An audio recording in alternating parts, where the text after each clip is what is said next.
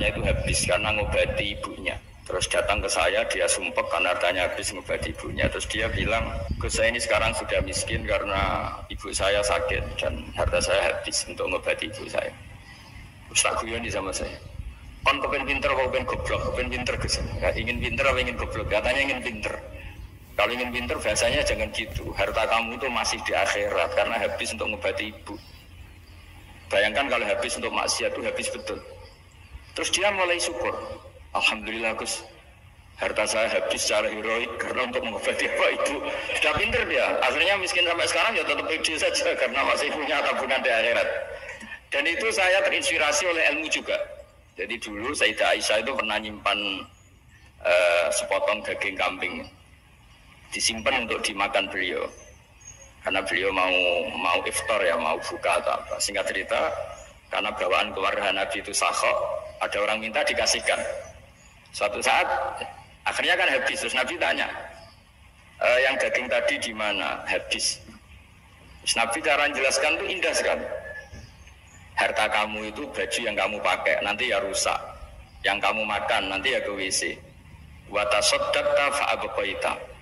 Memang di semua riwayat itu pakai dhamir mukhatab mudzakkar. Meskipun asal-usul riwayat itu untuk Sayyidah Aisyah karena untuk umum. Yang kamu sedekahkan tuh yang masih. Kamu jangan bilang kamu sedekahkan tuh yang habis. Yang kamu sedekahkan tuh yang masih. Misalnya saya punya uang 1 miliar misalnya.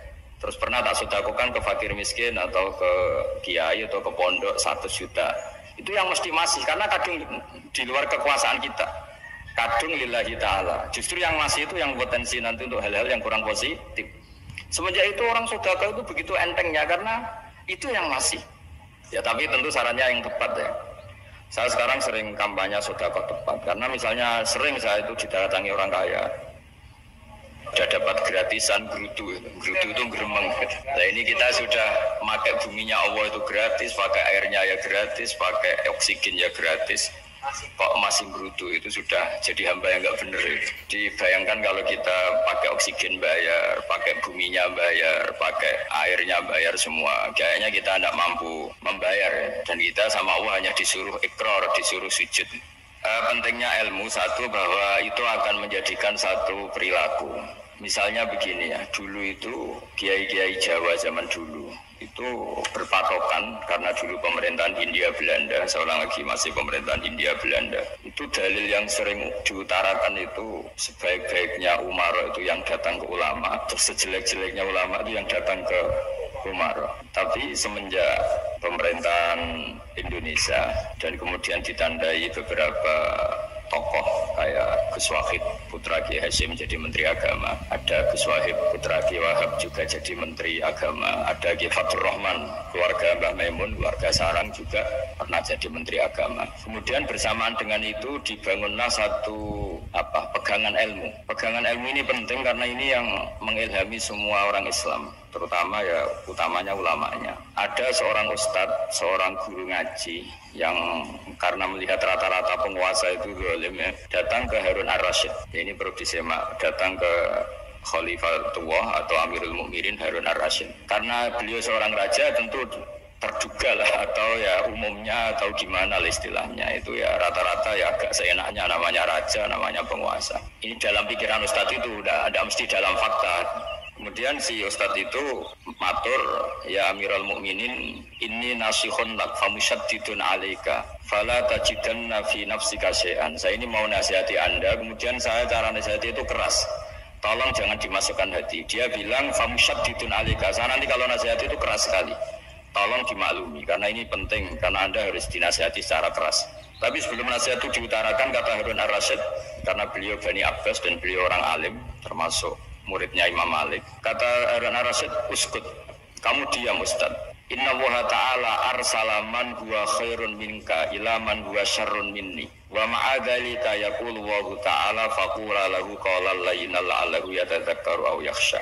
Jadi ini sekaligus etika dan norma bagi semua dai di Indonesia dan semua kita. Wahai Ustadz kamu diam. Allah Ta'ala itu mengutus orang yang lebih baik ketimbang kamu, yaitu Nabi Musa, ke orang yang lebih jelek ketimbang saya, yaitu ke Fir'aun. Itu saja harus pakai etika, faqula lahu qawlan layyinan. Kamu harus ngomong yang halus ya. Jadi intinya ini Harun Ar-Rasyid komplain. Kamu itu kalau jadi ustadz kok ngaji kira-kira gitu. Jadi betapa baiknya orang dulu memahami Quran. Jadi Quran itu dibaca, kemudian kita mungkin baca terus jadi cerita. Mungkin ada yang baca jadi perilaku, ada yang baca kemudian itu mengilhami, membentuk. Nah kira-kira itulah yang membentuk kiai alim di NU, di beberapa pesantren maupun orang-orang alim di luar NU. Asal apa ya, ngajinya dan bacanya seperti kita. Pasti seperti itu. Karena cara berpikir tadi. Sudah, jadi akhirnya si Ustadz tadi keluar dan minta maaf, anta alamu minni, ternyata engkau lebih alim ketimbang saya. Jadi kalimat famusyaddidun alika, saya akan keras cara memberi nasihat, itu yang diket, yang dipotong, yang dibatalkan atau yang diralat oleh Khalifatul Harun Ar-Rasyid. Yaitu dikatakan inna wa ta'ala arsalaman huwa khairun minka ila man huwa syarrun minni. Yaitu Allah mengutus orang yang lebih baik ketimbang kamu, yaitu Nabi Musa, ke orang yang lebih jelek ketimbang saya, yaitu Fir'aun. Itu pun harus faqula lahu qaulal layyinan. Cara berdakwah harus dengan kata-kata yang halus, yang lembut, yang indah. Dan dengan kata-kata itu diharapkan la'allahu yatadzakkaru aw yakhsha. Semoga yang didakwai menjadi ingat. Sehingga dengan kemampuan ilmiah seperti ini menjadi pegangan bersama bahwa kita sebagai dai atau sebagai tetangga atau sebagai sama-sama warga Indonesia, bawaan kita memang harus faqula lahu qaulal layyinan la'allahu yatadzakkaru aw yakhsha. Kemudian dalam disiplin ilmu yang lain, halus itu tidak kuat. Angin itu ya halus, tapi kalau di manage itu jadi kekuatan yang dahsyat. Begitu juga air dan sebagainya. Sehingga tidak perlu khawatir terus kalau dakwah halus itu tidak punya efek yang signifikan. Ya juga Allah Ta'ala itu pengelola angin. Angin itu kekuatannya dahsyat. Sehingga Nabi Sulaiman dikasih kekuatan angin dan bisa terbang kemana-mana. Kemudian sekarang jadi teknologi yang banyak memanfaatkan angin. Mulai rem, mulai apa saja. Sehingga dari cerita saya ini kemudian terus kiai-kiai itu membentuk dakwah termasuk di ekonomi dengan cara yang rileks. Nah cara rileks itu satu tentu dimulai dengan ilmu. Misalnya begini, saya beri contoh. Ketika ada orang melafadzkan kalimat la ilaha illallah, tiada Tuhan selain Allah. Kemudian kalimat ini mungkin kalau orang NU baca itu rutin ya, karena kiainya kelamaan ya yang ikut sambil tidur ya. Kalau tahlil itu disebut kiai tertentu itu mesti yang belakang wah suwi itu kalau kiai itu lama itu. Nah kiainya juga karena jadi lakon ya kan lebih semangat karena pegang mic. Biasanya gitu di NU itu kalau khotib mesti semangat karena pegang mic, yang dengerin mesti ngantuk karena monoton itu. Karena yang mendengerin sudah tahu pasti nyuruh baik meninggalkan yang jelek. Jadi ilmunya sudah disimpulkan dulu. Setiap yang tidur di masjid mesti tak tanya kenapa tidur. Ilmunya ada perkembangan, Gus, nyuruh yang baik meninggalkan yang jelek. Tapi kalau ilmunya agak ada perubahan kan dengar semua pasti nyuruh yang jelek meninggalkan yang baik. Karena watak manusia itu agak-agak suka fitnah, itu suka geger. Tapi kalau monoton itu mesti enggak itu. Tapi yang menjadi pegangan kita, saya ulang lagi, itu ilmu dulu. Saya ulang lagi itu dulu. Saya berkali-kali menyontohkan, kalau ada orang kafir, orang yang tidak bersyahadat 70 tahun, kemudian dia bersyahadat sekali saja di akhir hayatnya. Itu kata Allah, qulil ladzina kafaru iyantahu yughfar lahum ma qad salaf. Katakan ke mereka yang kafir, jika dia mau bersyahadat, itu masa lalunya diampuni semua. Sehingga kedahsyatan kalimat ini luar biasa. Orang yang kafir 70 tahun saja barokahnya la ilaha illallah ini dosanya bisa diampuni semua. Nah kemudian karena ilmu ini tidak begitu populer atau kurang dipopulerkan atau kita sendiri kurang menghayati, sehingga la ilaha illallah itu lebih dianalisis cara lafaz ini, pelafatannya ada sanadnya enggak ya gitu. Terus cara melafatkan bareng-bareng seperti itu ada tumpengan ini bid'ah enggak ya. Jadi pertanyaannya sudah tidak tentang keramatnya atau sakralnya atau fadilahnya la ilaha illallah, tapi sudah macam-macam. Wiridan cara seperti ini ada hadisnya enggak, legal enggak, terus ada sanadnya enggak. Jadi saya mohon semohon-mohonnya untuk teman-teman yang di Aliman itu harus ngaji ya. Ngaji itu nanti kamu tahu cara mandang sebuah ibadah atau perilaku atau apa sajalah tahu. Karena al ilmu yurisul ahwal, ilmu itu bisa mengilhami cara pandang. Dulu yaitu saya ulang lagi, ketika zaman Hindia Belanda, karena pemerintahnya Hindia Belanda itu ulama-ulama keras sekali, sejelek-jeleknya ulama itu yang datang ke Umaroh. Tapi setelah era Mbah Hashim, era sampai Mbah Maimun, itu mereka peduli sama Umaroh, sama semuanya sama-sama warga Indonesia yang ingin melihat Indonesia yang lebih baik. Sehingga banyak ya kakak saya sendiri pernah wakil bupati, terus putra Mbah Maimun wakil gubernur. Ini teman saya Ki Hafid ya bupati. Semenjak itu terus, dan itu nggak lepas dari cara pandang. Yaitu cara pandang diantaranya adalah cerita tentang Nabi Musa yang Allah tetap peduli sama Fir'aun, sehingga tetap didakwai Nabi siapa? Musa. Dan posisi Musa datang bukan memanggil. Ya, cuma sampai sekarang itu belum pernah ke kantor bupatinya Pak Hafid, karena kadang-kadang orang terus curiga mengajukan proposal jadi agak repot. Ketemu bupati itu sialnya kiai kan mesti pikirannya orang bupati ini nyangoni, kiai ini disangoni itu. Itu terus kayak kita fakir miskin itu. Jadi makanya saya itu belum pernah datang. Tapi alhamdulillah karena beliau berambisi menjadi wa khairul umara mayatuna babal ulama. Jadi datang tapi sangat ambisius ingin mengalahkan ulama karena dia kalau datang statusnya lebih tinggi. Ya tidak apa-apa, ini tawaduk tapi niatnya agak begitu tawaduk. Jadi saya sering ke Jakarta tapi ya tadi jarang ya. Biasanya ngajarkan waktu hanya pas saja, tidak kurang tidak lebih. Biasanya ngajar di pondoknya Pak Kures itu di Baitul Quran ya.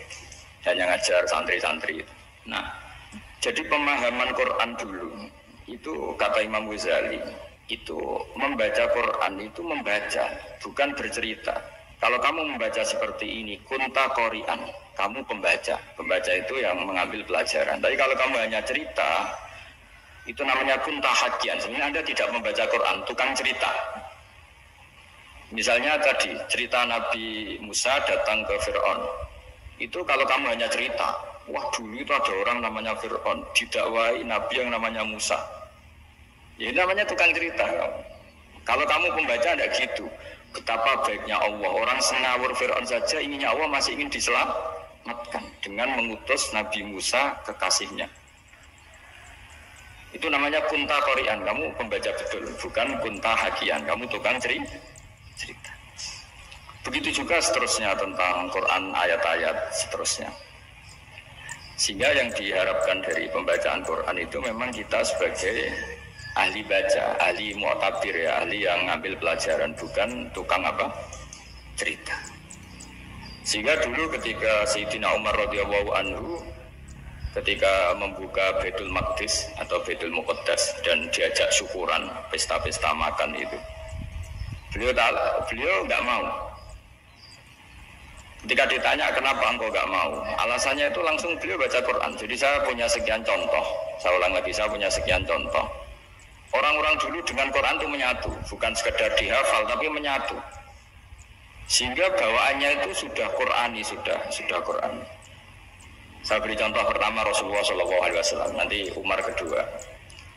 Rasulullah itu pernah nggak makan sampai 3 hari.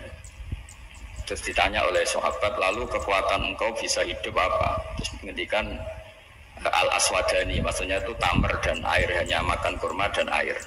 Tapi beliau tidak ketemu roti atau tidak ketemu nasi lah kalau orang Indonesia. Ketika hari ketiga dikasih makan oleh sahabat, dipotongkan kambing, kemudian baru makan 3 lukmah, kira-kira ya 3 asupan nasi, berhenti. Padahal sahabat yang lapar sama dengan Rasulullah itu membayangkan Nabi itu sampai kenyang, sampai apa. Tapi ketika ditanya, seperti ini pun nanti ada hisabnya. Walatus alunna yauma idzin anin naim. Jadi acara makan-makan gini itu nanti ada hisabnya. Nabi nangis. Akhirnya sahabat nggak jadi nerusin makan. Jadi ketakutan orang dulu sama ketika Sayyidina Umar dijak pesta ketika memenangkan Baitul Maqdis itu. Inna wa ta'ala ayyara qauman. Allah itu mengkritik sebuah komunitas kaum karena apa? Adhabtum thayyibatikum fi hayatikum dunya wastamta'tum biha. Kamu adalah orang-orang yang jatah nikmat kamu sudah kamu habiskan di dunia. Azabtum itu kalian habiskan jatah kenikmatan kamu di dunia. Wastam ta'atun biha, kamu di dunia sudah berpuas-puas. Maka jatah Anda sekarang di akhirat habis. Sehingga Sayyidina Umar enggak mau pesta-pesta karena takut jatah nikmatnya habis. Kata beliau terus astabqi thayyibati, akan saya sisakan sisi-sisi kebaikan saya supaya tidak habis. Torong Jawa itu jadi entek-entekno biar jatahnya masih. Sehingga di dunia kiai itu ya meskipun saya akrab bupati, akrab mungkin wakil gubernur, saya itu ya jarang ketemu. Karena kalau orang Jawa bawaannya ketemu ya makan-makan, guyon-guyon. Nak keterusan ras dimlebu swarga. Makanya saya pastikan Pak Yusuf Mansur kesini tidak akan saya jamin, biar aja, biar jatahnya masih. Jadi ini bukan karena saya biar jatahnya masih. Mendit menyelamatkan. Ya, jadi itu ilmunya kiai. Nah, efek dari ilmu ini dahsyat. Kalau Anda berpikir tentang nasib Anda di akhirat, nanti bawaannya juga tidak akan mudah menyalahkan orang lain, tidak akan menghakimi orang lain karena sibuk dengan dirinya sendiri, tapi tidak dengan makna egois, tapi makna orang baik itu siapa? Orang yang sibuk dengan aib pada dirinya, dengan kekurangan pada dirinya, saking sibuknya mikir aibnya sendiri, tidak sempat mengoreksi aibnya orang lain. Itu awal ilmu. Ilmu itu tidak dimulai dari larangan. Kalau larangan karuan, tidak termasuk ahli surga, orang yang suka mengadu domba, tidak termasuk orang baik yang cari kesalahan orang lain. Itu namanya pelarangan. Tapi ilmu itu di atas nahi, di atas pelarangan itu. Kamu punya kesadaran bahwa kamu itu yang penting selamat dulu, jangan memikirkan orang lain. Dengan makna bukan egois, tapi dengan makna supaya tidak menyalahkan orang lain. Nah, saya termasuk ya boleh dikatakan kiai lah yang paling fanatik bahwa semuanya itu harus dimulai dari ilmu. Ya saya ulang lagi, dimulai dari ilmu. Nah, dari sini kemudian saya berharap Indonesia menjadi damai, menjadi baik. Itu bukan karena kita baik-baik banget, ya tidak mungkin kita ada nabi, tapi karena sudah sibuk dengan memikirkan kesalahan diri sendiri. Sehingga misalnya kita baca Quran, Rabbana zalamna anfusana, lalu kita langsung ingat betapa hubungan kita dengan Allah itu harus ikrar dulu, merasa zalim dulu, merasa salah dulu. Nah, kalau semua orang merasa salah di depan Allah itu mesti bawaannya agak mudah menyalahkan orang lain, karena kita bilang Rabbana zalamna anfusana. Nah, itulah ilmu-ilmu yang mungkin banyak pembaca Quran tapi hanya baca, atau kalau baca ini tok disebut al-haqi, ahli cerita. Yang dibutuhkan tuh al-qari, pembaca kemudian mu'tabir, kemudian mau beriktibar. Seperti yang dilakukan tadi Harun Ar-Rasyid tadi. Inna wa ta'ala arsala man huwa khairun minka ila man huwa syarrun minni. Wa ma'adzalika yaqulu wa ta'ala faqula lahu qawlal layyin. Ini kamu tidak usah memaksakan musyaddid keras sama saya, karena Allah Ta'ala telah mengutus orang lebih baik ketimbang kamu, yaitu Nabi Musa, ke orang yang lebih jelek ketimbang saya, yaitu Fir'aun. Itu saja harus beretika. Faqula lahu qawlan layyinan la'allahu yatadzakkaru aw yakhsha. Dan alhamdulillah bawaan kita sebagai orang timur atau orang Jawa itu kalau mau ngandani orang itu halus sekali. Di antara bentuk kehalusan kata-kata diceritakan di ayat lain. Ketika Nabi Musa ketemu Fir'aun, dawuhnya begini, fakul apa itu yang di juz 30 yang juz 30 ini yang bagian dari, kan tadi hanya fakul lalu qawlal layyinan. Lalu qawlal layyinan itu bentuknya apa? Ya, bentuknya apa? Itu Nabi Musa disuruh ngendikan sama Fir'aun. Apakah kamu mau saya nasihati? Fakul halaka ila antazakka. Halaka itu pilihan, hal itu istifham, laka itu otoritatif. Jadi betapa santunya kalimat itu, fakul halaka ila antazakka. Jadi kalau dimaknani model Pak Hafid, model saya ngaji di sana itu, halaka onoto iku kedue sira, berhak bagi kamu, berhak bagi Anda. Apakah Anda berhak loh mendapat nasihat supaya Anda jadi orang yang lebih baik? Halaka ila antazakka. Jadi tidak kalimat perintah, tapi kalimat pilihan. Apa engkau mau saya beri nasihat? Wahdiyaka ila rabbika fatakhsha. Dan saya beritahu kamu tentang Tuhan dan kemudian kamu menjadi orang yang baik, fatasya, orang yang punya khasyah, punya. Jadi kayak apa kalimatnya itu? Nopo jenengan kerso.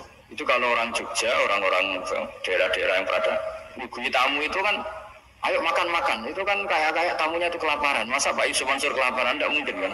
Masa Ustaz terkenal kelaparan? Tidak mungkin. Monggo, nopo jenengan ngersakno. Karena bisa saja tamunya itu tidak kerso. Mungkin karena darah tinggi, mungkin karena takut dianggap fakir miskin, macam-macam kan orang enggak. Itu kalimatnya itu hal laka ila anta zakka. Kayak apa indahnya dakwah. Hal laka ila anta zakka. Itu ada kata laka itu ya terserah jenengan mau enggak ya? Wa ahdiyaka ila rabbika fatakhsha. Nah, itu yang disebut membaca. Kunta qori'an lahagian. Anda benar-benar membaca Quran bukan sekadar pencerit. Nah, kemudian ini yang terakhir saya juga baru sebenarnya saya itu nggak pernah bilang sanggup itu, tapi Pak Ustadz Zakaria itu GR terus sampai tadi pagi itu saya belum tahu kalau ada acara ini. Ya karena saya kiai, jadi kalau kiai itu kan ingatnya sama Allah aja, kalau sama manusia itu rondo-rondo lali gitu. Itu bukan memaksa, ya memang lupa. Sejauh mana sih pentingnya manusia kan nggak penting coro ilmu tasawuf itu. Tapi karena ini titipan Rasulullah SAW terus menjadi penting kan. Dititipi umat ya jenengan itu. Ya sudah ngaji ngatur kiai ribet itu. Kiai ini biasa ngaji kan, kiainya yang ngatur, santri ini enggak.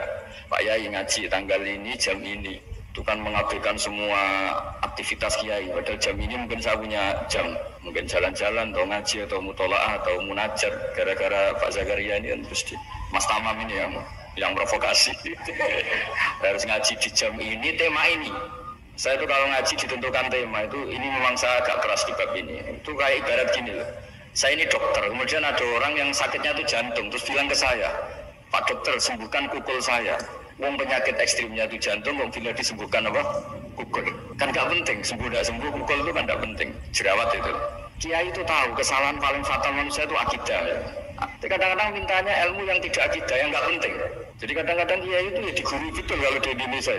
Misalnya ini tidak nyindir loh, memang marah betul ya, kalau di bab seperti ini. Tapi ini biar jadi ilmu masif, ilmu yang general. Saya ulang lagi ya, Anda jadi dokter, tahu pasien Anda ini penyakit jantung kronis atau sudah fatal lah sudah. Terus orang itu bilang, Pak Yai, itu Pak dokter, tolong obati kulit saya supaya tidak jerawatan. Kamu bilang ini orang aneh enggak ya? Aneh kan? Nah, kiai juga gitu. Saya sering itu ada orang mau haji gitu. Gus doain saya jadi haji mabrur. Pernah belajar haji Pak? Dereng. Mungkin enggak orang belum belajar nyupir terus kemudian minta didoain. Gus saya mau nyupir doain selamat. Nyupir aja enggak bisa kok minta doa selamat. Harusnya wanitanya kan belajar dulu baru minta doa. Tapi kali ini aliman bener, ngajaknya akidah dulu, ahli sunnah ya. Nah, itu bener, karena akidah itu hal yang prinsip memang harus. Kalau kebetulan nggak bener, taruh visi betul. Untungnya kalau temanya bener.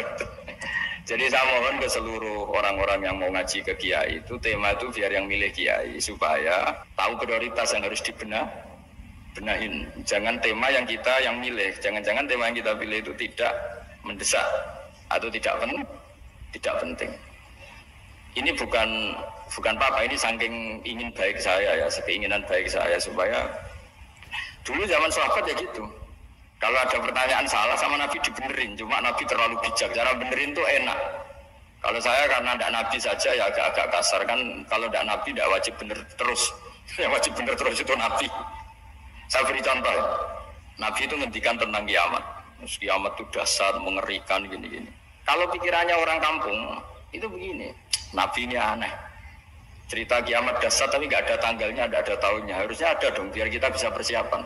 Sehingga Nabi disomasi di tengah-tengah khutbah itu, ya Rasulullah mata sa'ah. Karena ini orang Bedui, Nabi nggak dengerin, maju ulang lagi. Mata sa'ah ya Rasulullah. Ketika Nabi mengabaikan itu ada dua kelompok sahabat, yang satu bilang lam yasma, Nabi tidak dengar sehingga mengabaikan. Yang kedua bilang sami'a wa kariha, Nabi sebenarnya mendengar tapi tidak berkenan. Tapi diulang lagi ketiganya, ya Rasulullah mata sa'ah. Akhirnya Nabi jawab, mau tidak mau, karena kalau enggak ya dia namanya orang Bedui ngomong terus. Nabi balik tanya, ya karena cara berpikir dia kalau kiamat itu jelas kapannya kan bisa persiapan gitu. Paling enggak pas mau kiamat terus pas ngaji Quran, apa kan bisa persiapan. Akhirnya Nabi balik tanya, ma'atatalah. Kalau kamu berani tanya kiamat, lalu persiapan kamu apa? Ya, terus orang itu bilang masyhur itu, ma'adatullah kabiro sholatin wala siamin wala kadza wa kadza walakinni uhibbuka. Saya sebenarnya tidak punya persiapan ya Rasulullah, cuma persiapan banyak puasa ya enggak, banyak sholat enggak, tapi saya mencintai engkau. Masyhur itu jadi hadis paling legenda, almar'u ma'aman ahabba, sebagian disebut anta ma'aman ahbabta. Ini kata semua sahabat yang di masjid. Si Bedui ini orang paling dibenci sahabat karena mengganggu Nabi saat khutbah, tapi akhirnya ini menjadi orang paling dicintai sahabat karena barokahnya itu hadis itu keluar secara terbuka, almar'u ma'aman ahabba, sebagai riwayat yuhsyarul mar'u ma'aman ahabba, nanti orang akan sowan sama Allah bersama orang yang mereka cinta. Itu sahabat-sahabat fama farihu ba'dal Islam farahahum bihadal hadis, mereka tidak pernah senang setelah masuk Islam sesenang hadis ini, karena kita tidak perlu soleh-soleh banget, cukup menyintai orang apa soleh gitu. Makanya saya sekali bilang itu ya, kadang-kadang saya jadi orang alim itu ya rugi. Ruginya tadi, misalnya ya, untuk menjadi orang alim kan harus hafal Quran, ngaji Bukhari, Muslim, Ikhya. Ternyata pengumuman kedua orang nggak bisa apa-apa, gelombang kedua para pecinta, waduh, itu kan repot ya. Jadi kita yang jadi orang alim susahnya bukan main, ternyata disaingi pengumuman kedua dan para pecintanya, wah itu kan. Akhirnya ketemu orang-orang nggak jelas tadi itu. Nah itu ya termasuk farah dalam Islam, farhatul aibin. Jadi senang itu di Islam itu ibadah. Ya qul bi fadlillah wa bi rahmati fa bidzalika falyafrahu. Senang itu diperintahkan Allah. Saya itu sering di kamar, kadang itu nyun sewu kayak gatelan itu, apa itu. Ya agak kukur-kukur terus merengut saja malu. Malu saya itu dilihat Allah kok kayak agak ridho itu malu. Ya kayak tadi lah, kamu dikasih rumah gratis, kemudian pas yang ngasih datang kamu kelihatan cemberut, itu yang ngasih kan mangkel. Jadi dikasih gratis masih cemberut. Sama hubungan kita dengan Allah itu semuanya dikasih gratis. Makanya tabassum, senyum itu ibadah. Kita yang nekuni ilmu hadis, betapa hebatnya Nabi ngendikan, kalau kamu tidak bisa ibadah yang berat-berat, cukup ibadah senyum. Kadang ngendikan tol qati wajhin, kamu cukup berwajah yang indah, yang menyenangkan. Tabassum, senyum. Kalau kamu tidak bisa membalas jasanya orang yang ngasih, minimal kamu senyum, minimal kamu kelihatan senang. Gitu. Nah, makanya senang itu sudah ibadah. Dan sekarang orang untuk senang aja susah. Karena bawaannya nuntut orang lain supaya kayak keinginan dia, bawaannya nuntut, ya ribet. Kalau gitu ya ribet. Makanya saya bilang al ilmu yurisul ahwal. Ilmu itu diperkuat. Nanti yurisul ahwal, ilmu itu akan membentuk Anda. Dulu beberapa raja itu ya mau luhur karena jadi raja, punya apa saja. Tapi punya penasihat ulama, itu nasihat itu sederhana. Ada seorang raja tanya ke kiai, gimana dengan semua kerajaan saya? Wah, padahal dia punya apa saja. Jenengan miskin sekali, itu kerajaan seluas ini. Kok bisa ya? Terus ditanya sama si ulama tadi, andaikan Anda di padang pasir, kemudian kalau tidak minum segelas air itu mati, apakah Anda akan membeli segelas air ini dengan semua kerajaan Anda? Oh iya, pasti apapun saya lakukan untuk mendapat satu gelas air. Terus la tafrah bimulkin la yusawi syarbata ma'in. Kamu jangan bangga dengan kerajaan yang nilainya itu enggak sebanding dengan segelas apa? Air. Akhirnya raja itu mikir, saya tidak jadi raja bisa hidup, tapi kalau nggak minum air mati. Berarti penting satu gelas air. Akhirnya lama-kelamaan ini anggap kerajaan itu biasa, ternyata nggak sepenting segelas air. Ya seperti kita lah, misalnya orang nggak punya alpat itu tidak malu, tapi kalau nggak punya celana itu malu. Kamu mau punya alpat tapi nggak punya celana? Kan nggak mau. Itu ilmu itu yurisul akhwal, ilmu akan melahirkan satu perilaku. Jadi kalau ilmu Anda mantap, pasti syukurnya juga mantap. Ya makanya saya termasuk kiai yang selalu mendorong pentingnya ilmu. Bahkan kata Sufyan Ats-Tsauri ngendikan saking pentingnya ilmu, ada kata fa'lam annahu la ilaha illallah, dimulai kata fa'lam. Dan saking pentingnya ilmu itu, setiap nabi itu status permanennya itu hanya satu, mengajar. Rabbana wab'ats fihim rasulam minhum yatlu 'alaihim ayatik, membacakan ayat-ayat Allah, sampai wa yu'allimuhumul kitab, mengajarkan kitab wal hikmah. Bahkan Allah sendiri wasofa dzatahul aliyah bi annahu al-muallim, yaitu Allah ngendikan ar-rahmanu 'allamal Qur'an. Jadi betapa hebatnya pengajar. Allah sendiri mensifati dirinya itu ar-rahmanu 'allamal Qur'an. Allah itu Maha Rahman yang mengajarkan Quran. Di surat Iqra juga disebutkan Iqra wa rabbukal akram alladzi 'allama bil qalam. Jadi Allah mensifati dirinya sebagai pengajar.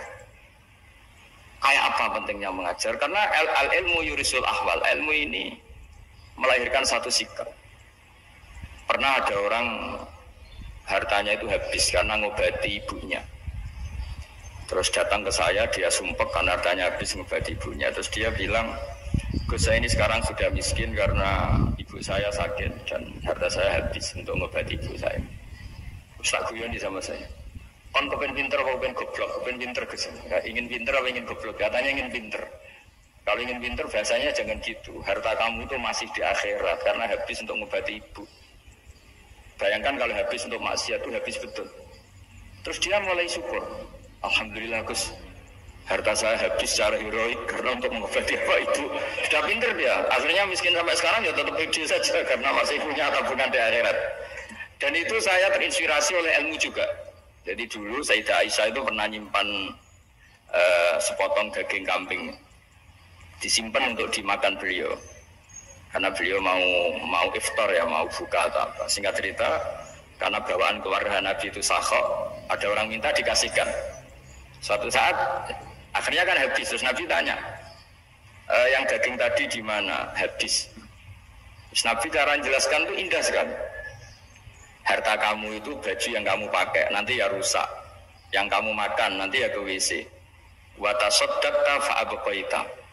Memang di semua riwayat itu pakai dhamir mukhatab mudzakkar, meskipun asal-usul riwayat itu untuk Sayyidah Aisyah karena untuk umum. Yang kamu sedekahkan tuh yang masih. Kamu jangan bilang kamu sedekahkan tuh yang habis. Yang kamu sedekahkan tuh yang masih. Misalnya saya punya uang 1 miliar misalnya. Terus pernah tak sedekahkan ke fakir miskin atau ke kiai atau ke pondok 1 juta. Itu yang mesti masih karena kadang di luar kekuasaan kita. Kadung lillahi ta'ala. Justru yang masih itu yang potensi nanti untuk hal-hal yang kurang positif. Semenjak itu orang sedekah itu begitu entengnya karena itu yang masih. Ya tapi tentu sarannya yang tepat ya. Saya sekarang sering kampanye sedekah tepat karena misalnya sering saya itu didatangi orang kaya. Gus, saya ini punya uang banyak, ingin punya masjid biar dipakai orang Jumatan. Terus saya bilang, kamu ingin jadi orang baik betul apa baik versi Anda? Baik betul Gus. Tak ajarin mau, gak tersinggung, mau Gus. Kalau Anda bikin masjid di kampung Anda, masjid terbaik di dunia sekalipun, yang bingung saya ahli fikih. Kok bisa? Kan terjadi 2 Jumatan, nanti sahnya yang mana? Kamu enak aja bikin masjid gak? Kamu bikin masalah baru bagi fikih di daerah kamu. Belum nanti orang terus migrasi ke masjid Anda karena lebih baik, koreknya lebih baik. Kamu membunuh masjid yang lebih tua, itu gak sopan sekali, masjid itu sudah lebih tua kamu. Akhirnya mikir. Gak usah Gus kalau gitu, sedekah apa saja yang penting perintah dengan gimana ya. Jadi sedekah itu juga harus dibina supaya kalau orang kan bisa saja kan uang 100 juta itu untuk fakir miskin manfaat, ternyata untuk masjid yang sifatnya aksesoris, untuk lampu yang kristal yang mahal-mahal bukan yang pokok. Nah, itu pentingnya ngaji ya. Jadi lagi-lagi al-ilmu yurisul ahwal. Ilmu itu melahirkan satu sikap. Jadi ketika ada masjid baru, kalau orang nggak bisa ngaji fikih, oh, wow ada masjid baru, masjid banyak. Tapi kalau yang ngaji fikih ngerti, ini malah ada masalah baru karena ada ta'dudul Jumatan. Gimana hukumnya 2 Jumatan dalam kondisi yang tidak mendesak.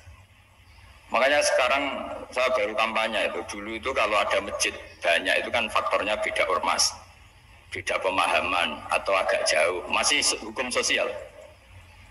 Atau bawaan kondisi, misalnya di dekat UGM itu ada masjid kampung pertama, bawaan masjid karena ada kantor besar, atau bawaan ada pabrik besar, atau ada sekolahan besar.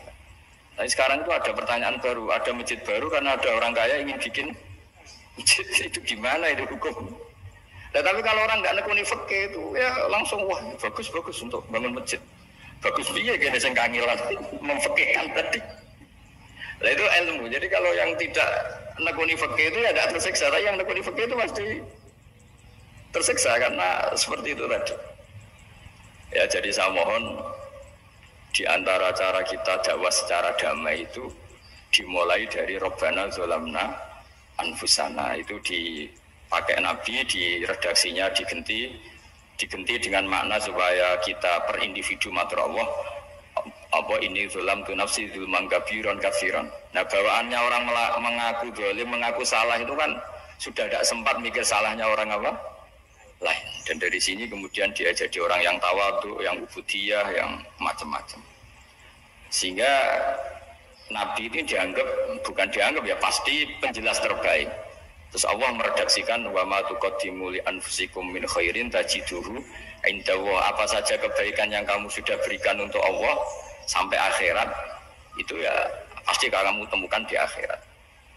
Terus yang terakhir saya beri contoh orang peminta-minta sa'il. Itu Sayyid Ali Zainal Abidin kalau ada orang minta-minta terus dikasih, misalnya dikasih ya 100.000 atau 50.000 atau 10.000 sesuai kemampuan yang memberi, itu marhaban biman hamala zadi ilal akhirah. Saya terima kasih ya, gara-gara kamu minta uang saya jelas sudah sampai akhirat. Coba kalau di rumah bisa aja untuk hal yang tidak positif. Jadi bawaannya itu cara pandang itu rubah. Jadi sebenarnya kalau kita ngasih uang di masjid, ngasih kiai atau ngasih fakir miskin, ya uang itu yang masih, bukan yang habis. Yaitu watasodak fa'abqaita, yang kamu berikan itu hakikatnya yang masih. Karena sudah ada kamu otak-atik lagi, makanya disebut wakaf. Sebenarnya wakaf itu dulu secara makna lughat, saya ulangi secara lughat, maknanya itu sudah berhenti. Wakafun maknanya berhenti. Nah sodako itu dari kata sodako maknanya benar. Orang yang sering sodako berarti imannya benar. Orang yang uang sudah diberikan berarti dia sudah terputus, wakaf berhenti dari hubungannya dengan dia. Sudah dikasihkan berarti selesai. Sehingga wakaf dan sodako itu sebenarnya maknanya saling melengkapi. Kemudian orang-orang fikih karena ada disiplin ilmu tertentu, wakaf itu untuk sodako yang permanen, yang abadi, kemudian sedekah untuk infak. Nah, tapi itu kan hanya istilah-istilah dalam disiplin ilmu. Sebetulnya kalau pakai ilmu yang umum, sedekah ya bisa disebut wakaf, wakaf ya bisa disebut apa? Sedekah. Karena maknanya sedekah itu wakaf. Wakaf itu apa? Qat'u raqabatil malik an hadal mal atau an malih. Hubungan pemilik harta ini terputus dari harta itu. Jadi misalnya saya sudah wakaf tanah ini ke masjid, sudah diterima, buat saya kepikiran gadekan atau menjual sudah tidak bisa, sudah berhenti di situ saja hubungan saya dengan kepemilikan harta itu. Makanya disebut apa? Wakaf. Dan kalau saya wakaf berarti menunjukkan kebenaran iman saya karena sudah menafkahkan sebagian harta untuk Allah Ta'ala. Itu sodik, sodak. Makanya bahasa Arab itu gampang ya, kalau sodal kof, sodakot. Orang kalau bayar mahar disebut sodak karena menunjukkan cintanya. Teman yang setia disebut sodik karena ya benar dalam berteman. Abu Bakar disebut as-siddiq karena sangat membenarkan kanjeng Nabi dan seterusnya dan seterusnya. Jadi gini ya, kalau dalam fikih Islam, misalnya ini ada di beberapa literatur fikih, di semua fikih, baik mazhab Syafi'i, Hanafi, Hambali, di semua kitab fikih. Misalnya ada orang mau masuk Islam, terus konsultasi sama ustadz atau sama kiai, Pak saya mau masuk Islam. Kamu nggak boleh ngambil sikap monggo menteh dulu tidak, atau apalagi jajak ngobrol dulu. Karena 5 menit kita mempersilahkan ngopi dulu itu artinya dianggap kita membiarkan dia dalam keadaan kafir 5 menit dan kita dianggap ikut tanggung jawab. Sehingga di bab ada ulama yang ngebabkan itu sampai di bab murtad. Termasuk murtad adalah orang yang dimintai mensyahadatkan non-muslim kemudian disuruh ngopi dulu atau lebih, karena dianggap pembiaran sekian menit masih berstatus kafir. Jadi ibaratnya gini ya, kalau kita mungkin baru bapak-bapak baru pakai celana pendek terus ada orang kecelakaan di jalan, saya pakai baju dulu nanti baru kamu saya selamatkan, itu kan naif. Kalau begitu saja naif, apalagi orang yang kafir, kemudian pas mau minta disyahadatkan, kita bilang monggo mandi-mandi dulu, ngeteh-ngeteh dulu. Berarti ada pembiaran sekian menit, dia masih berstatus. Artinya begini, kalau dia saat itu kok dimatikan oleh Israel, berarti mati dalam status kafir. Dan kita ikut tanggung jawab, karena harusnya bisa Islam, andai kan kita mensyahadatkan saat itu juga. Jadi itu bab-bab yang dianggap ekstrim dalam kutubil fikih, bab-bab fikih. Makanya dalam kitab fikih, saya berkali-kali ada non-muslim mau bersyahadat ke saya. Itu saya saya bilang ke santri-santri saya, saat itu juga harus kamu ajarin, meskipun pakai bahasa Indonesia. Yang penting status kafirnya apa? Cina. Baru setelah itu ada hukum sosial ya, mungkin kita nawarin teh atau kopi atau apa. Makanya di sini dibabkan seseorang harus tergesa-gesa atau bercepat-cepat atau ngambil sikap bergegas untuk melakukan kebaikan. Terus ayat kedua yang dipakai Sayyidina bin Abi Salam itu begini. Ketika Allah mensifati orang munafik, status orang munafik itu apa? Wa idza qamu ila sholati qamu kusala. Mereka kalau dipanggil untuk sholat, dia berangkat tapi itu salah cara malas-malasan. Sehingga untuk menunjukkan kita loyal sama Allah itu ya paling tidak ada sikap di atas rata-rata ya. Makanya ada sa'i ya, lari-lari kecil, tawaf juga disunatkan ada lari-lari kecil, disebut aroma itu lari-lari kecil untuk menunjukkan bahwa kita loyal sama Allah itu tidak sakofri kalau Jawa. Nah itu dibabkan sendiri. Jadi beda antara tergesa-gesa sama ekspresi serius. Jadi musyawarah itu ya kira-kira kan nggak mungkin lah kita dipanggil rektor atau kiai atau orang tua kita terus jalan leha-leha itu kan tidak. Nah contoh yang diambil di sini begini. Ketika ada debat terbuka antara Fir'aun dan Musa, saya ulang lagi ya, ada debat terbuka antara Musa dan Fir'aun, kan Nabi Musa datang ke Fir'aun. Lalu kata Fir'aun, ini asal usul ayat ini saya terangkan sejarahnya. Kata Fir'aun, lalu kalau kamu tidak nuhankan saya, Tuhan kamu siapa? Terus kata Musa, Rabbus samawati wal ardi, yang nuhani langit dan Fir'aun masih berkelit. Kalau Tuhan di bumi, setahu saya kemana-mana yang dituhankan saya, kata Fir'aun. Ma'alim tulakum min ilahi ghairi. Terus Nabi Musa masih ngendikan, ya sudah Tuhan yang nuhani langit. Terus Fir'aun manggil Haman itu arsitekturnya Fir'aun. Ya Haman ibnili sorhal ali abdul asbab samawati fa'atoliya ila ilahi Musa. Haman bangunkan kami piramida yang tinggi. Saya ingin melihat Tuhannya Musa.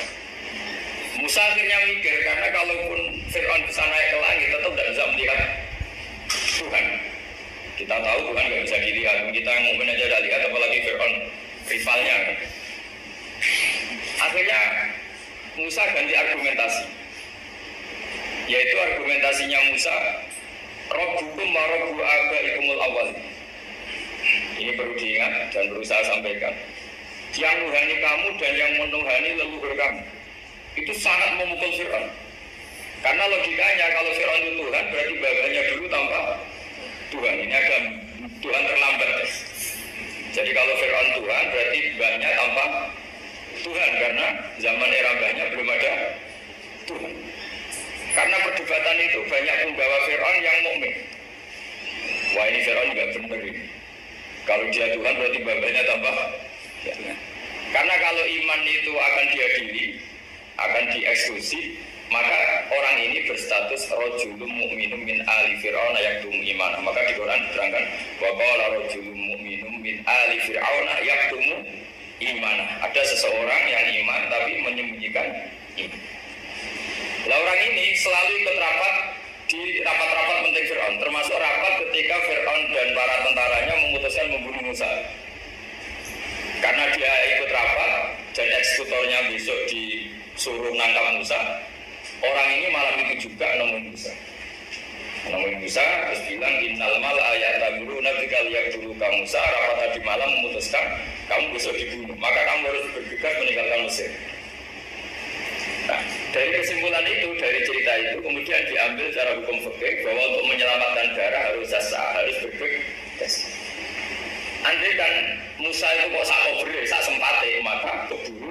Andai kan ini rojul ini tadi, orang tadi penasihat tadi kok sak ya, maka berarti Musa terlanjur tertang.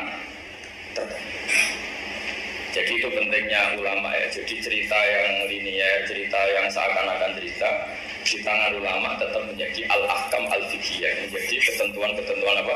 Oke. Jadi yang diambil di sini adalah lelaki tadi yang ikut rapat ya, bergegas menemui Musa, memberitahu kalau kamu bisa mau dieksekusi, fakrus, maka kamu harus secepatnya keluar dari Mesir untuk menyelamatkan diri. Terus oleh Sayyidina tidak disalah dibabkan bab harus tergesa-gesa menyelamatkan darahnya orang apa? Islam. Jadi ini penting saya sampaikan. Jadi al-qasas Ya, semua cerita di Quran itu tidak sebagai cerita, karena Quran tidak ingin melahirkan pendongeng, tapi harus menjadi ibrah, menjadi teladan.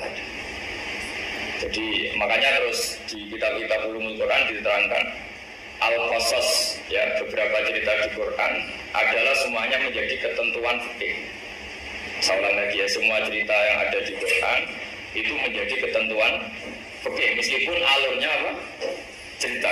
Kayak tadi kan alurnya cerita bahwa lelaki ini bergegas temui Musa supaya Musa cepat keluar dari Mesir. Terus dibakar babul musaroah ilan tusifik. Saya teruskan. Wa kama laro'ain ama yaktulu musliman lau tabtu'u alaihi lakota lagu fal musaroah ila takrisihi min wajibatun. Idlai salunatu mahmudatan fi kulli syai'in falaha mawatin untuk madu fiha wa mawatin untuk dambu fiha wa kadhalika al-musaro'ah wal lain wal dhulta wal rumah. Terus cara berpikir ulama, saya pernah baca dalam satu sejarah ulama besar namanya Sufyan Ats-Tsauri. Sufyan Ats-Tsauri itu menjadi wali itu gara-gara kalau sholat di masjid itu beliau datang sebelum adzan. Saya ulang lagi, beliau datang sebelum adzan. Ditanya, kenapa kalau kamu datang sebelum adzan? Saya ini gak ingin jadi hamba yang buruk. Hamba yang buruk atau pembantu yang buruk adalah setempel untuk dipanggil. Misalnya kita tahu majikan kita pasti manggil jam 7. Kemudian jam 7 itu Anda masih ngopi, masih tata-tata, itu kan tidak menghormati majikan. Harusnya kamu setempe di jam yang saat itu pasti majikan Anda memanggil. Kata beliau, saya tidak ingin seperti pembantu yang buruk. Datang nunggu apa? Jadi itu ada beberapa spirit atau inspirasi dari aturan-aturan mahabbah. Sebab itu ketika Allah kritik orang munafik, wa idza qamu ila sholati qamu kusala, ketika dipanggil sholat mereka datang bermalas-malasan. Karena ada cintanya sama Allah, maka datang berlambat-lambat. Nah, berarti kalau ekspresi cinta mengharuskan kita datang bercepat. Makanya dalam istilah lain di Quran ini termasuk balaghatul Quran. Di juz 25 itu istilah menuju Allah itu fafirru ilallah. Kita tahu firar itu maknanya lari apa jalan biasa. Lari. Jadi untuk mengekspresikan mahabbah kita, kangen kita pada Allah, cara bahasa Arab isak kita, beruntung kita sama Allah, tidak diistilahkan jalan tapi fafirru ilallah, harus bergegas bergerak. Begitu seterusnya. Maka kalau ada orang Islam, terus ini konsekuensi hukum, ada non muslim minta Pak, saya tolong ajarkan syahadat. Nggak boleh saya bilang gini, monggo ke dalam dulu. Padahal perjalanan ke rumah saya misalnya setengah jam, nggak boleh. Saat itu meskipun sambil berdiri-diri harus kita tauhidkan. Kamu yakinnya Allah itu satu, Tuhan Allah, harus. Karena kalau ada perjalanan ke rumah 5 menit terus dia kecelakaan, belum syahadat, statusnya mati apa? Kafir. Dan kita ikut terlibat karena sebetulnya bisa mengislamkan saat itu juga. Analoginya kayak tadi, orang kecelakaan di jalan karena kita pakai celana pendek, contoh ini bisa tak pakai baju dulu. Habis itu dibides truk. Itu kan kita ikut salah karena kita yang punya kesempatan. Tentu yang disalahkan yang punya kesempatan. Karena merubah status dari potensi kelides truk menjadi sama sekali nggak potensi kelides truk dengan kita inginkan, meskipun kita dalam keadaan tidak ideal. Sama. Orang kafir yang mau masuk Islam itu umumnya kiai kan kadang sebagian disuruh mandi dulu, itu salah sih. Itu salah sekali. Sangat salah. Apalagi nunggu seremonial di masjid, nunggal tokoh-tokoh itu bujutnya salah. Itu kan masalah bujutnya salah. Jadi salah yang akut. Itu salah besar. Kalau seremonial monggo, tapi kalau mengislamkannya harus salah. Apalagi yang seremonial seminggu lagi nunggu tokoh terkenal, nunggu disyuting dulu, wah itu perilaku usul, itu bukan mengislamkan itu. Makanya kadang itu kita yang sebagai peneliti fikih itu kadang itu enggak ser. Masa mau Islam nunggu di masjid dulu, di syuting dan tokoh-tokoh itu salah. Itu sama dia kamu lihat orang kecelakaan mau menyelamatkan, ini ada wartawan baik. Minta di syuting dulu setengah mati ini apa? Jadi kita normal saja dalam Islam, sesuatu yang mendesak, yang emergensi ya perlakuannya harus cepat. Sehingga dibabkan faslun fil musyawarah ila musyikin fitina. Jadi ada beberapa contoh di Quran memang aturannya seperti ini. Makanya semua redaksi Quran tentang menuju Allah diredaksi Fafirru ilah. Makanya di Tawaf ada ekspresi romal jalan agak cepat. Di Sa'i juga ada momen-momen kita harus romal berjalan cepat. Di beberapa aturan juga seperti itu. Ya saya ulang lagi, di beberapa aturan Islam juga seperti itu. Nah sekarang efek di hukum haji, saya banyak baca literatur haji. Haji dalam aturan Islam itu wujuban parohiyah, wajib yang tidak langsung mendesak. Kemudian semenjak ada fakta kita harus nunggu, daftar tunggu, itu kita sebagai ahli fikih itu gampang. Misalnya gini, saya umur 20 punya uang, sekarang berapa daftar? 25 juta ya. Saya umur 20 punya uang 25 juta. Saya jomblo, ya butuh nikah, ya butuh macam-macam. Itu wajib daftar haji apa enggak? Karena kalaupun daftar nunggu 20 tahun. Nah sekarang kalau ada orang umur 50 tahun punya uang 25 juta, menurut Anda wajib daftar saat itu atau enggak? Mau daftar saja bisa game gitu. Nanti kalau misalnya umur 50 ditambah 25 kan 75. Itu kalau orang sumpah sudah tetap mati itu. Maka itu menjadi pertanyaan, apakah fikih ini kita rubah? Karena dulu kan orang itu longgar semua. Karena haji zaman Nabi pun tidak langsung dilakukan saat pertama diwajibkannya haji. Jadi Nabi punya sisi unik. Pertama ada tahun diwajibkannya haji, Nabi tidak langsung haji. Sebab itu ulama berkesimpulan kalau wajibnya haji tidak langsung. Maka fikih itu memang unik. Sholat juga gitu. Ada istilah begini dalam sholat. Watajibu sholat ala kulli muslimin wujuban muwassa'an. Di semua kitab fikih takbirnya seperti itu redaksinya. Wajib sholat dilakukan orang Islam wujuban muwassa'an, wajib yang ada longgarnya. Sehingga ketika zuhur jam 12 WIB kita dengar azan, boleh sholat setengah 1, jam 1, setengah 2, jam 2. Karena memang wujuban muwassa'an, memang ada batas akhir waktu misalnya sampai setengah 3. Nah problemnya begini, misalnya setengah 1 Anda pasti dipanggil majikan kamu yang diharuskan melakukan satu aktivitas, misalnya Anda pilot, yang nggak mungkin sholat lagi di kokpit. Apakah status wujuban muwassa'an wajib yang longgar menjadi hilang karena setelah itu tidak ada kesempatan lagi sholat? Apa tetap kita sebagai ahli Islam yang agak balelo tapi alim, misalnya ya sudah tetap jadi pilot, nanti kan ada aturannya sendiri, ada rukhsahnya sendiri, ada kemurahan sendiri, kita sudah jadi pilot. Misalnya sholat tanpa harus menghadap kiblat, sholat yang tetap di perjalanan. Kira-kira Anda kalau jadi ahli fikih pilih mana? Milih harus sholat di depan, apa tetap memberi kelonggaran? Gak apa-apa sholat sambil apa? Nyuper sambil pilotin apa pesawat. Anda pilih mana? Karena kalau konstitusi ilmu itu memang harus ada, dengan tanda kutip ya, memang harus ada nakalnya. Kalau nggak nakal malah gak sah. Memang unik ilmu itu. Karena ilmu itu kalau dipaksakan lurus terus, itu nanti malah bengkok karena menghilangkan rukhsahnya Allah, kemurahan Allah. Tapi kalau dipaksakan rukhsah terus, murah terus, nanti dianggap menyepelekan hukumnya Allah. Maka kita yang ahli fikih itu pusing. Misalnya saya sering ditanya, Gus ini supir bis, kan musafir terus, berarti saya boleh gak puasa terus pada Ramadan? Coba kalau ada jadi ahli fikih mesti bingung. Mau boleh, ya boleh terus supaya orang nggak peduli sama Ramadan.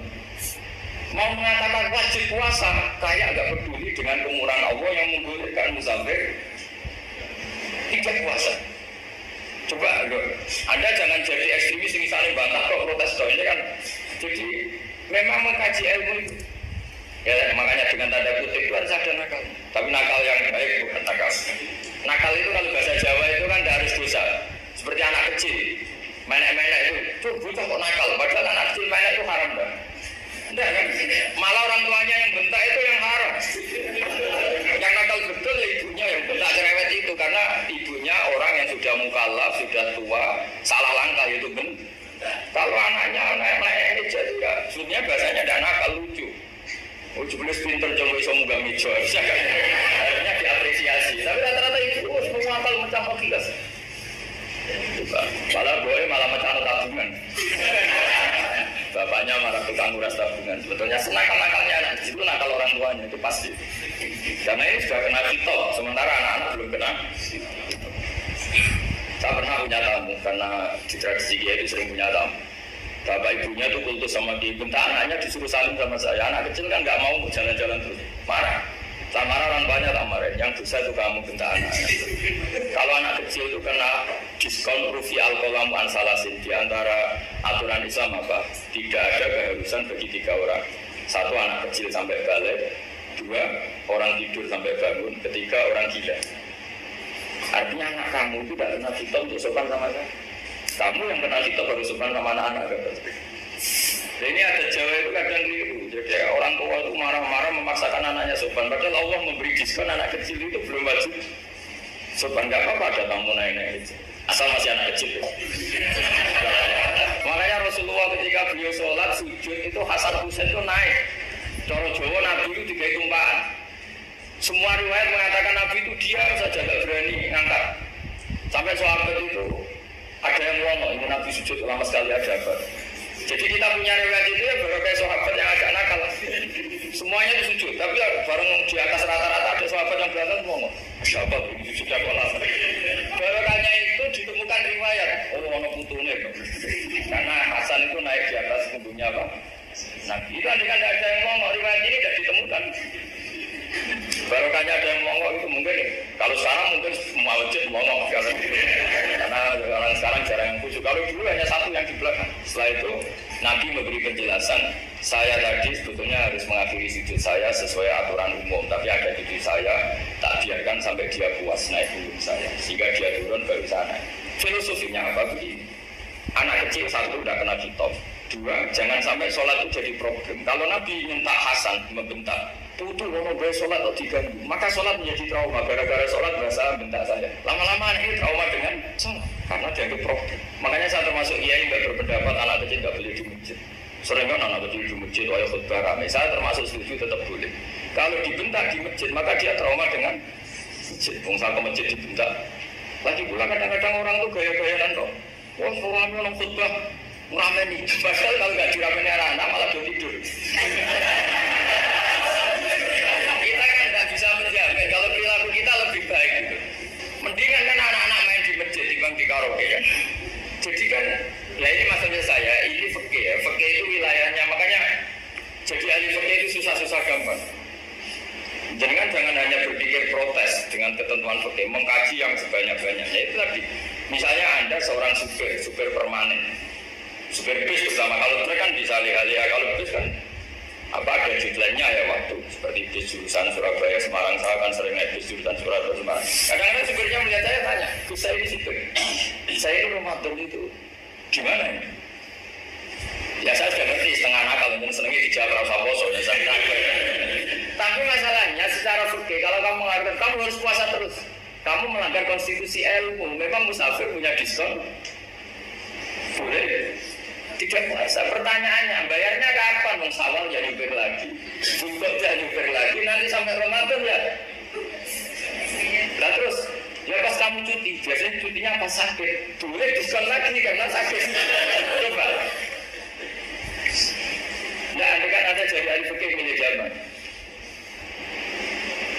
Dulu kalau orangnya soleh, terus kayak ustadz-ustadz di sini kayak dosen UI kan, masa dosen UI Universitas Islam gak Islami kan nggak mungkin, mungkin memilih poso kan. Masa ini kan hukum untuk orang kebanyakan, nggak boleh hukum musuh gak kuat. Sahur jam 3:30, ngombe vitamin, pokoknya harus kuat. Itu tidak hukum, itu saran. Hukum itu beda dengan saran. Hukum itu hanya berbicara musafir itu boleh stop. Kalau saran memang boleh, ya usahakan kamu makan 3:30 pas fit, nyumpir. Terus kalau nyumpir selesai jam 10, nanti istirahat. Memangnya majikan bisa ngatur jamnya? Itu fikih. Maka menjadi perdebatan. Yang namanya pergi itu apa? Menurut Imam Syafi'i, pergi itu ya dari rumahnya ke tempat yang asing, yang tidak wilayahnya namanya pergi. Menurut Imam Ahmad bin Hanbal enggak. Pergi itu tidak kerja. Jadi orang yang supir yang seperti itu namanya tidak pergi, tapi kerja. Tanyakan ke publik, misalnya jenengan ke UI, istri kamu atau suami kamu ditanya, istri kamu kemana? Kira-kira jawabnya bilang pergi, jalan-jalan, atau bilang kerja? Kerja, makanya kata Imam Ahmad bin Hanbal, mudi musafar atau orang yang berprofesi yang profesinya memang harus pergi, kayak traveling atau supir. Maka itu namanya tidak pergi, namanya itu kerja. Karena apa? Sekali distatuskan pergi, maka ikut status yang dikatakan Allah dan Rasul dapat diskon, boleh tidak